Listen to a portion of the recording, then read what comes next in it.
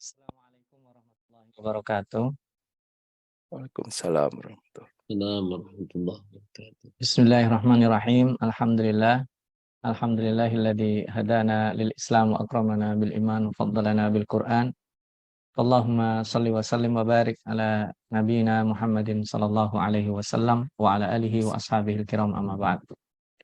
Alhamdulillah pada sore hari ini di Jakarta dan mungkin sudah malam ya di Sydney bisa bersilaturahim secara virtual dan kita membersamai tadabbur Al-Qur'an. Mudah-mudahan forum kita, majelis kita ini bisa dijadikan salah satu sebab ditulisnya kita sebagai ahlul Qur'an dan juga mengikuti sunnah para pendahulu kita, baik salaf yang jauh, yaitu para sahabat, para ulama, ataupun salaf dekat kita, yaitu Ayahanda Ki Haji Ahmad Dahlan, yang lama sekali mengajarkan dua surat pendek, yaitu Al-Asr dan Al-Ma'un.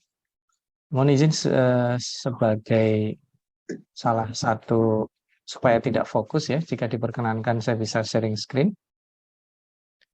Baik, saya lanjutkan. Saya akan sampaikan pesan moralnya dulu, bahwa sumpah Allah dengan demi masa ini, ada hal yang menarik bahwa kandungan surat Al-Asr ini adalah bahwa setiap manusia punya potensi kerugian. Dan nanti akan membahas tentang waktu produktif manusia, ada urgensi kolektivitas, lalu kita perlu membuat aksi ya, dengan punya prioritas capaian di usia produktif kita, menghindari kemubadiran dalam waktu, kemudian kita buat komunitas yang produktif.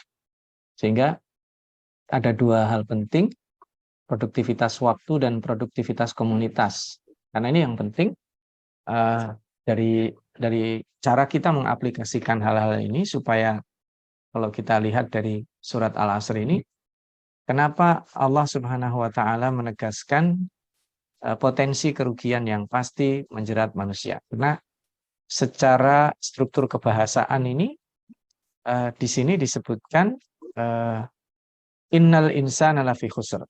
Jadi mungkin kalau kita lihat secara strukturnya, pertama Allah Subhanahu wa Ta'ala itu bersumpah dengan Al-Asr. Al-Asr kalau kita ambil salah satu derivasinya, Syekh Mutawalli Sya'rawi dan juga beberapa mufassirin yang lain itu memberikan penegasan bahwa asir itu artinya jus buah. Jadi ketika Allah Subhanahu wa Ta'ala bersumpah wal asr, itu seolah-olah bersumpah demi perasan waktu. Nah, tentu bukan jus waktu ya. Jadi jus buah itu adalah betul-betul perasan dari buah, bukan kulitnya, bukan dagingnya, bukan bijinya, tapi dia sesuatu yang sangat diperas. Berarti ada sesuatu di sini Allah memaksudkan wal asr.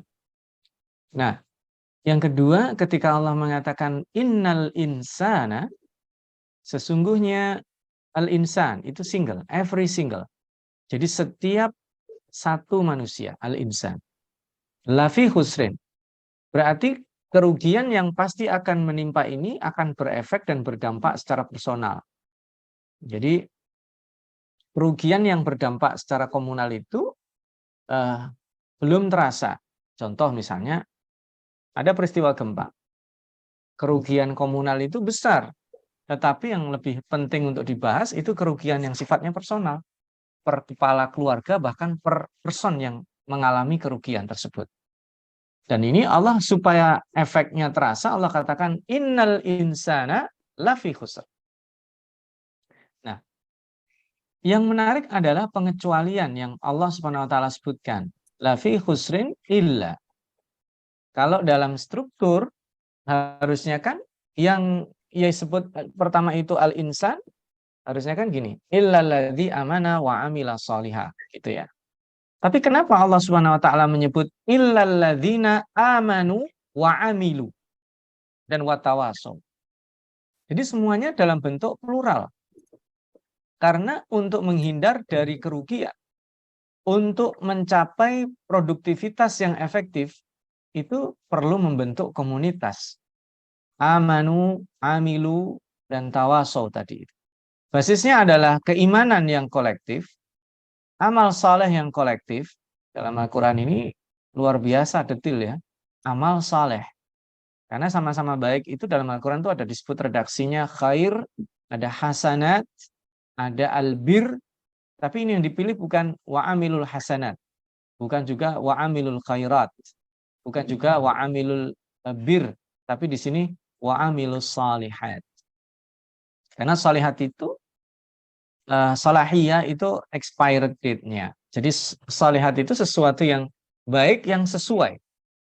Karena amal-amal baik manusia itu disesuaikan dengan kemampuan masing-masing yang berbeda. Ada orang sanggup sholat malamnya itu panjang, ada yang sholat malamnya sebelum tidur, ya sholat witirnya. Ada yang dia melakukan kebaikannya dengan porsi tertentu. Nah, itulah disebut dengan amal soleh. Dan ada porsi ketersalingan di sini. Ketika disebut watawasau. Jadi tawasau itu ada ketersalingan. Nah, ini saya sampaikan secara global dulu. Kita geser kepada waktu. Di dalam Al-Quran, penyebutan waktu itu berdasarkan kuantitasnya ada sekitar 193. Ini belum terhitung misalnya berkegiatan di malam hari ya dan siang hari ya. Atau yang sebutnya plural. Di sini satuan waktu saja. Waktu malam paling banyak disebut lail, lailan, lailah, bayatan. Waktu siang, an-nahar, naharan. Dan waktu yang paling banyak derivasinya itu waktu pagi. Lalu ada waktu petang, dan al-asr ini disebut sekali waktu produktif. Ada juga al-waqt disebut, ad-dahr juga disebut. Nah, kenapa waktu malam itu waktu yang paling banyak disebut di dalam Al-Quran? Karena malam itu waktu private, malam waktu turunnya Al-Quran, malam waktu yang kita disarankan untuk qiyamul lail dan baca Al-Quran, Al-Muzammil ayat 6, Al-Muzammil ayat 20, dan seterusnya. Sedangkan waktu pagi adalah waktu yang paling banyak variannya. Ada al-isyraq, al-ghudu, bukratan, al-ibkar, as-subhu, al-falak, al-fajr. Dan yang menarik dari sekian waktu itu, ternyata waktu duha adalah waktu yang paling panjang. Kalau terbit matahari mungkin hanya sekitar 5-10 menit. Waktu al-ghudu, pasar ikan dengan pasar sayur beda. Waktu bersegeranya orang kantoran dengan para petani beda. As-subhu itu dipakai jumpa Allah, was-subhi idza tanaffasa, itu lebih memberikan harapan baru kepada semua orang, baik yang memiliki prestasi di masa lalu atau yang punya kesalahan dan kekhilafan. Jadi ketika Allah bersumpah was-subhi idza tanaffasa, itu berarti peluang yang Allah berikan kepada setiap hambanya di pagi hari untuk memperbaiki diri. Dan ketika Allah juga menyebut al-falak, itu jenis kejahatan malam ya, karena surat al-falak itu membicarakan kejahatan malam, kejahatan non fisik ya. Lalu ada al-fajru, udarnya malam, dan ada ad-duha. Nah, ad-duha itu waktu pagi yang paling panjang. Dan Allah bersumpahnya digandengkan dengan malam. Wadduha wal-laili idza saja. Wadduha wal-laili idza saja. Kenapa kok bukan wadduha misalnya lalu waktu petang?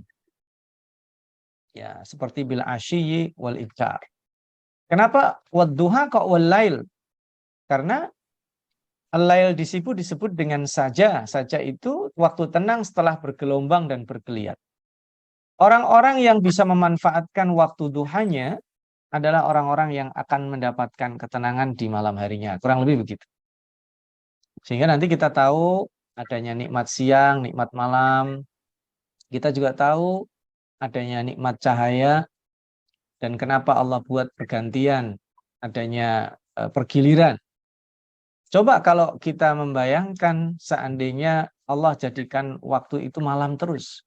Qul ara'aitum in ja'alallahu 'alaikumul laila sarmadan ila yaumil qiyamah. Mungkin sekarang ya, sahabat-sahabat kita yang ada di Eropa dengan Bapak Ibu sekarang yang ada di Sydney bertolak belakang ya. Karena yang sana sedang summer, di Sydney masih winter ya. Sekalipun mungkin sudah winternya udah mulai bergeser. Sehingga waktu malamnya dengan waktu siangnya relatif berbeda, yang selatan dengan yang utara. Nah, kita membayangkan kalau hari itu malam terus. Man ilahun ghairullah ya'tikum bidiya'in afala tasma'u. Atau sebaiknya kalau waktu malam itu siang terus, siapa yang akan mendatangkan malam? Kalau Allah jadikan hari itu siang terus. Qul ara'aitum in ja'alallahu 'alaikumun nahara sarmadan ila yaumil qiyamah. Man ilahun ghairullah ya'tikum bilailin taskununa fih afala tubsirun. Sehingga pergantian siang dan malam itu sebuah keniscayaan. Kita tidak memiliki waktu kita, tapi kita diberikan hadiah oleh Allah waktu sekarang. Ya, bahasa Inggrisnya waktu sekarang kan present ya, yang itu juga artinya hadiah. Ya. Masa lalu sudah lewat, masa depan menjadi misteri dan menjadi rahasia. Sehingga masa depan semua orang itu suci sekaligus menjadi misteri. Maka kita bisa belajar nikmat dan urgensi waktu juga dari peristiwa Ashabul Kahfi. Ashabul Kahfi ini luar biasa, disebut dalam redaksi Al-Quran itu secara detail, walabithu fi kahfihim thalathami'atin sinin wasdadu tis'ah. Kenapa tidak dikatakan 300 tahun saja atau 309? Tapi kenapa di sini 300 plus 9? Karena Allah ingin memberitahu kita itu hitung-hitungannya antara kalender matahari dan kalender bulan yang berbeda. 300 tahun kalau dihitung dengan kalender matahari, 309 tahun kalau dihitung dengan kalender bulan. Sehingga Ashabul Kahfi itu adalah salah satu bentuk tanda-tanda kekuasaan Allah yang menandakan relativitas waktu. Relativitas waktu itu bagi selain Allah. Karena Allah memiliki waktu. Yang disebut relativitas waktu itu apa? Kita tidak dinilai dari 2-3 jamnya. Tapi apa yang kita kerjakan dari 2-3 jam? Ashabul Kahfi benar ditidurkan Allah 300 tahun. Itu untuk menunjukkan kekuasaan Allah bahwa waktu itu bisa di-skip oleh Allah. Dan kita juga diwafatkan Allah usianya beda-beda. Ada yang 60, 70, 80, ada yang 40, 30, bahkan ada yang dalam waktu bulan atau hari atau bahkan belum keluar dari rahim ibunya. Itu menandakan bahwa kita tidak akan dibandingkan dengan orang lain karena kita akan dinilai oleh Allah secara kualitatif. Nah, ini yang menarik, penilaian Allah itu adalah kualitatif, bukan kuantitatif. Usia kita akan kalah jauh dengan usianya kaum Nabi Nuh.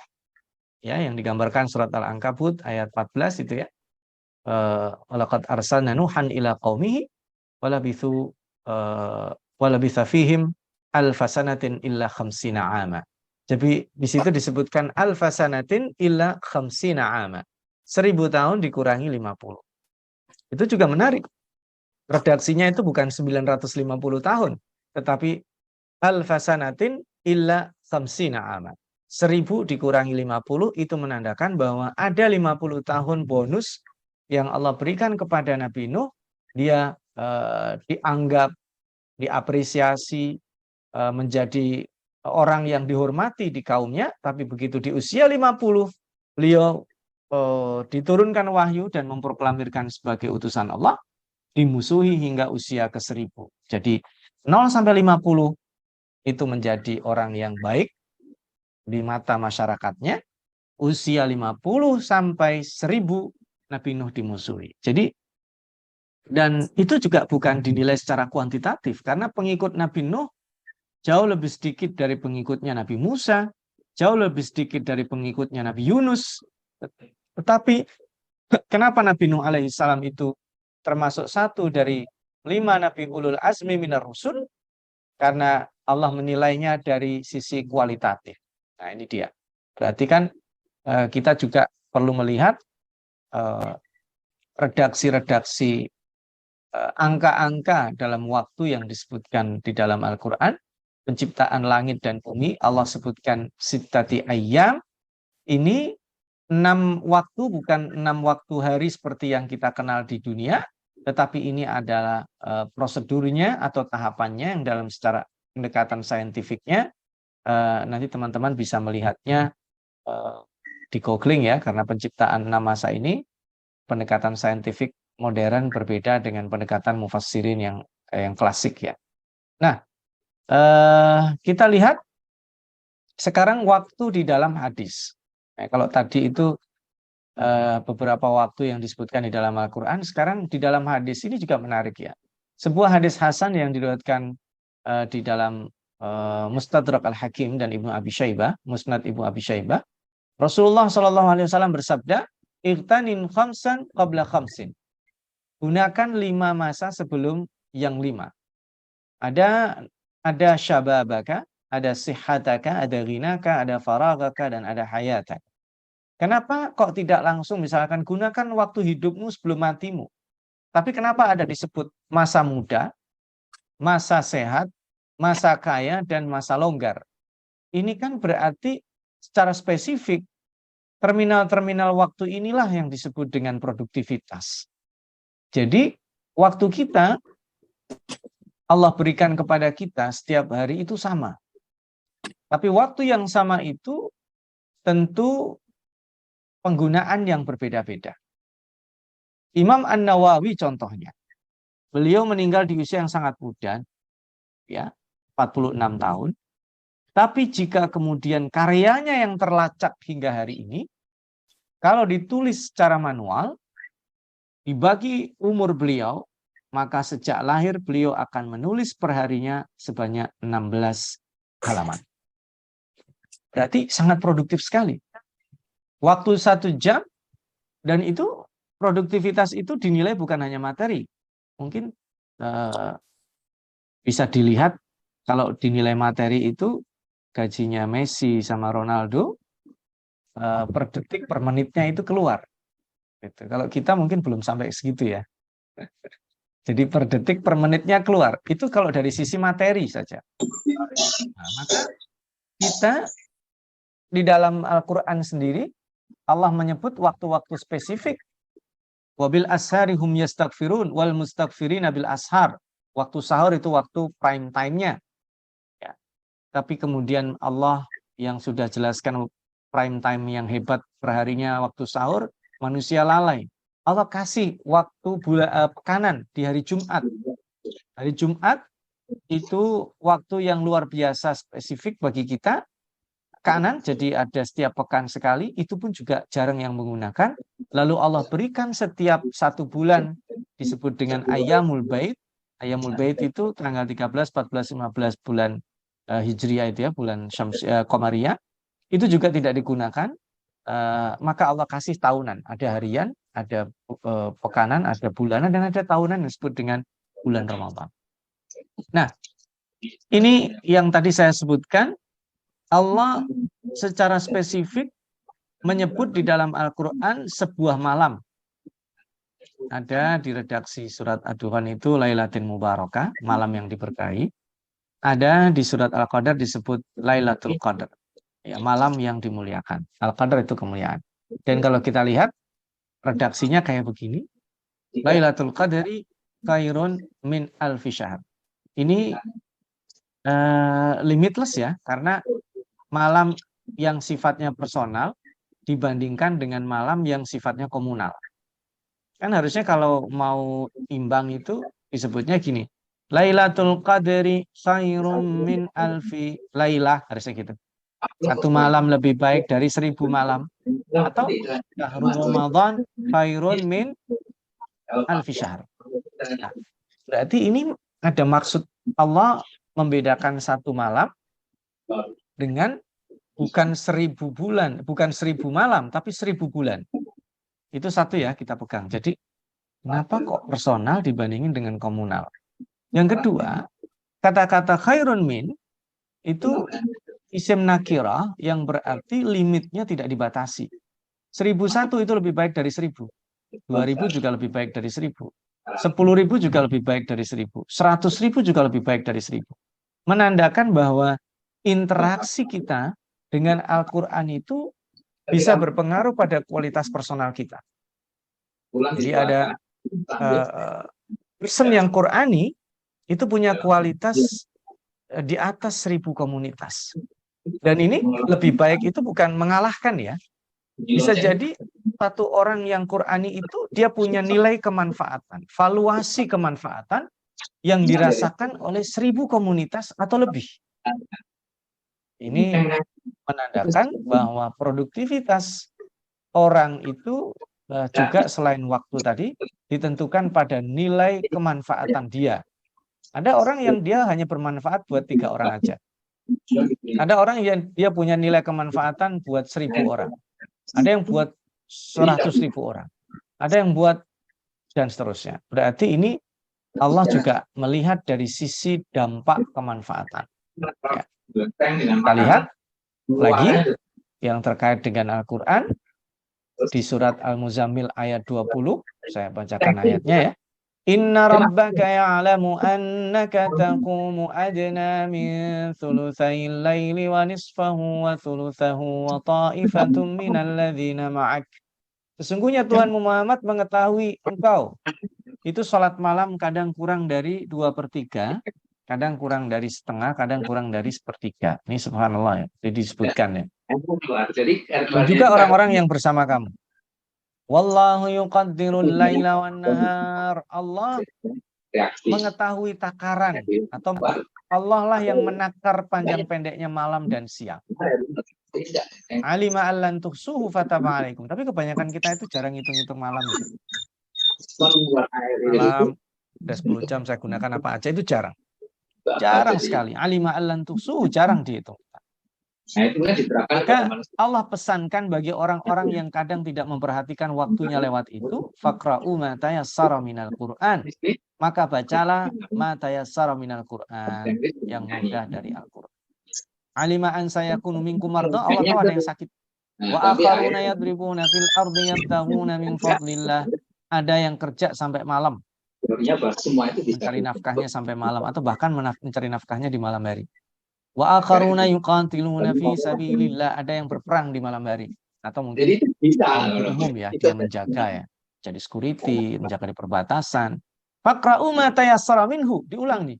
Bacalah Al-Qur'an. Jadi sekalipun kamu sakit, sekalipun kamu kerja di malam hari atau sampai di malam hari atau sampai malam, atau sekalipun kamu bawa senjata menjaga orang, faqra'u ma tayassara minhu, maka buatlah malam itu kamu tetap berinteraksi dengan Al-Quran, membaca Al-Quran. Jadi ini urgensinya berinteraksi dengan Al-Quran itu juga sama ya. Kalau kita lihat dengan tema bahasan kita itu terkait dengan produktivitas dan kemampuan kita berinteraksi dengan Al-Quran.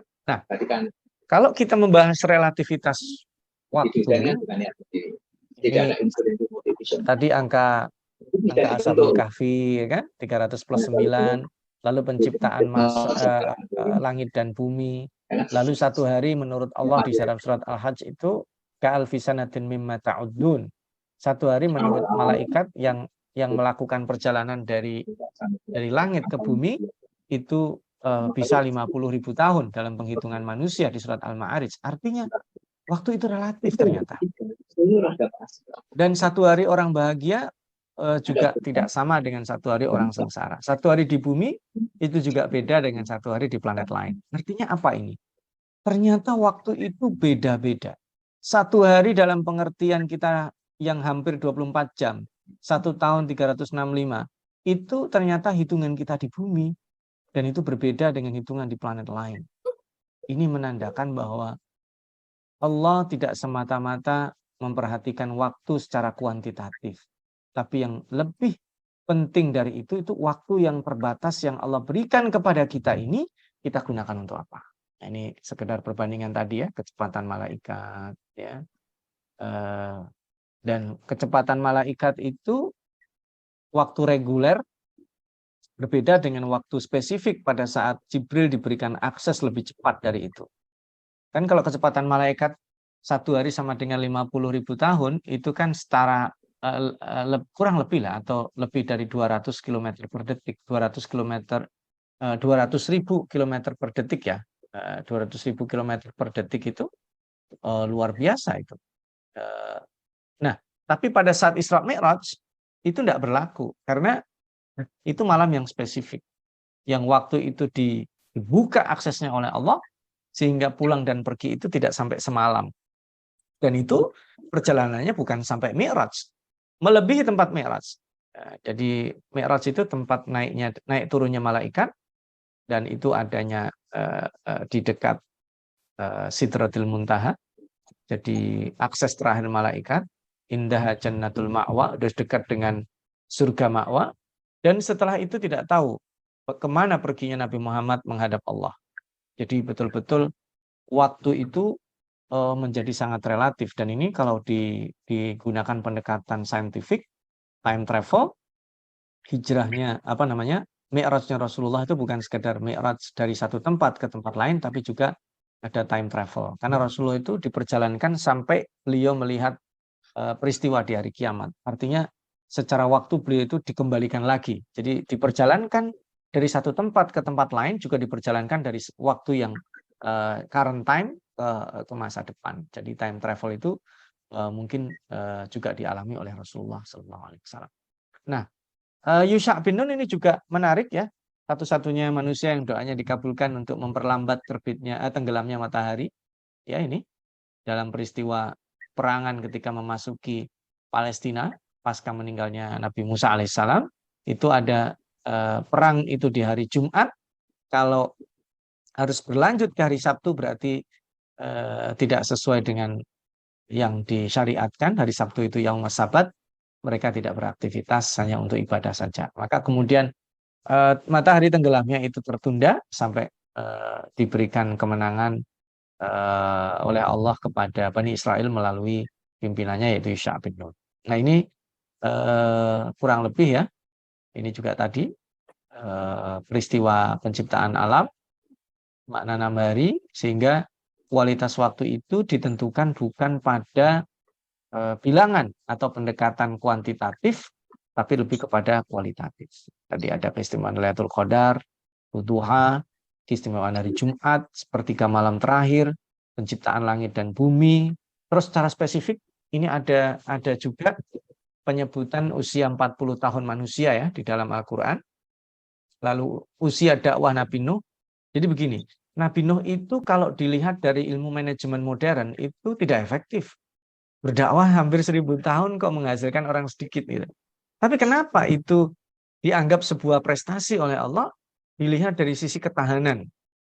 Jadi kemampuan Nabi Nuh mengorganize potensi kebaikan, sabar sekali. Bahkan ketika divonis tidak akan bertambah orang yang beriman, itu anaknya jelang tenggelam itu bilang, ya bunayyarkam ma'ana wala takum ma'al kafirin. Kan sudah nggak ada peluang itu. Sudah divonis nggak ada tambahan lagi, tapi dia tidak putus asa. Jadi kalau secara personal kita belajar ketahanan dan kesabaran ya dari Nabi Nuh. Jadi ada manajemen kesabaran itu kita belajar dari Nabi Nuh. Jadi orientasinya bukan orientasi kuantitatif, tetapi orientasi kualitatif. Ini juga menarik ya. Dan saya kira waktu saya juga sudah habis ya. Nanti sebagai takeaway lesson-nya, Allah Subhanahu wa Ta'ala menyebut satuan waktu di dalam Al-Quran itu menandakan urgensinya. Waktu malam Allah sebut, dan surat Al-Asr yang tadi kita tadaburi itu menandakan setiap kita harusnya aware mana perasaan waktu kita. Waktu yang betul-betul produktif, waktu yang betul-betul bisa digunakan. Kalau bingkainya ibadah, ada yang sifatnya ibadah mahdhah, bisa jadi kita gunakan untuk sholat malam, membaca Al-Quran, atau juga ibadah sosial yang nilainya lebih luas, semua aktivitas kita, termasuk saya kira teman-teman yang ada di Sydney, baik yang belajar ataupun mungkin yang mengajar atau mungkin yang beraktivitas lainnya. Sehingga kita mengetahui masing-masing kita waktu produktif kita.